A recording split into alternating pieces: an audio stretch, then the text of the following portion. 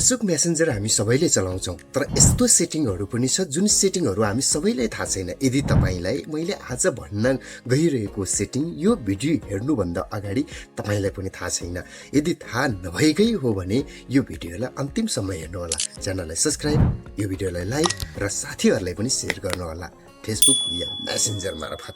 हजुर, यो भिडियोको सेटिङ भन्नुपर्दाखेरि तपाईँलाई अरू कसैले मेसेज पठाउँछ अथवा तपाईँले अरू कसैले मेसेज पठाउँछ, जुन मेसेज रिसिभ गर्छ है। मैले तपाईँलाई मेसेन्जरमा एउटा मेसेज पठाएँ, फोटो पठाएँ, धेरै मेसेजहरू गरेँ, तर तपाईँले मेसेज पढ्नुभयो, तपाईँले हेर्नुभयो, तर मलाई लाग्दैछ मेरो मोबाइल मेरो मेसेन्जरले देखाउँदैछ कि तपाईँले सिनै गर्नुभएको छैन, मेसेज हेर्नु नै भएको छैन। हजुर, त्यस्तो कसरी बनाउने, आउनुहोस् हामी भिडियोभित्र छिरेर नै यो कुरा हेर्नेछौँ, बुझ्नेछौँ, प्र्याक्टिकल रूपमा गर्ने पनि छौँ। मोबाइलको स्क्रिनमा देख्न सक्नुहुन्छ, म मेसेन्जर ओपन गर्दैछु। मेसेन्जर ओपन गर्ने बित्तिकै तपाईँले यहाँ 3वटा लाइन देख्न सक्नुहुन्छ, यहाँ टच गर्नुहोला।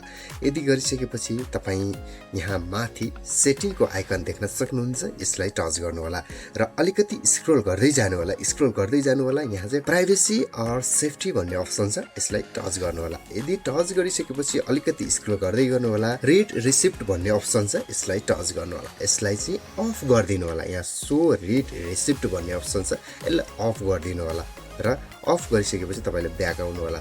अब तपाईँकोमा है, तपाईँको मेसेन्जरमा अरू कसैले मेसेज गर्छ, मेसेज लेख्छ, भोइस मेसेज गर्छ, जे पनि गर्छ, तर तपाईँले त्यो मेसेज हेर्नुहुन्छ, सिन गर्नु पढ्नुहुन्छ है, तर त्यो व्यक्तिको मोबाइलमा देखाउनेछ कि तपाईँले मेसेजै हेर्नु भएको छैन, सिनै भएको छैन है, त्यस्तो देखाउँछ। अनि अर्को सेटिङ तपाईँलाई बोनसको आधारमा एउटा अर्को सेटिङ बताउन गइरहेको छु। अर्को सेटिङ भनेको चाहिँ के छ भने तपाईँले फेरि पनि तपाईँ यो अवस्थामा आउनुहोला, मेसेन्जरमा आउनुहोला, त्यसपछि चाहिँ तपाईँले सेटिङमा टच गर्नुहोला। सेटिङमा टच गरिसकेपछि अब तपाईँले यहाँ हेर्न सक्नुहुन्छ एक्टिभ स्ट्याटस भन्ने अप्सन। एक्टिभ स्ट्याटस भन्ने अप्सनमा टच गर्नुहोला।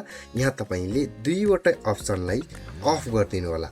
यहाँ तपाईँले देख्न सक्नुहुन्छ यो अप्सन एक्टिभ स्ट्याटस अप्सन, यहाँ चाहिँ तपाईँले फर 1 आवर, फर 8 आवर्स भन्ने अप्सनमा छ, यसलाई चाहिँ अफ गरिदिनु होला। अथवा कस्टममा चाहिँ तपाईँले चाहिँ कति दिनसम्म गर्ने हो त्यो पनि हुनसक्छ।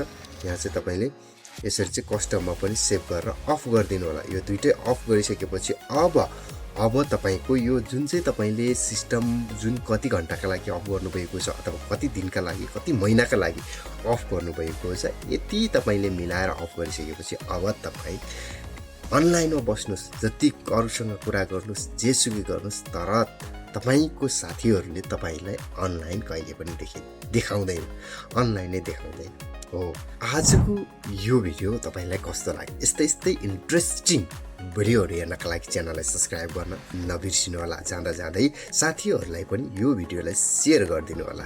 आजलाई हामी छुट्टिन्छौँ। हवस् त, नमस्कार, शुभ दिन।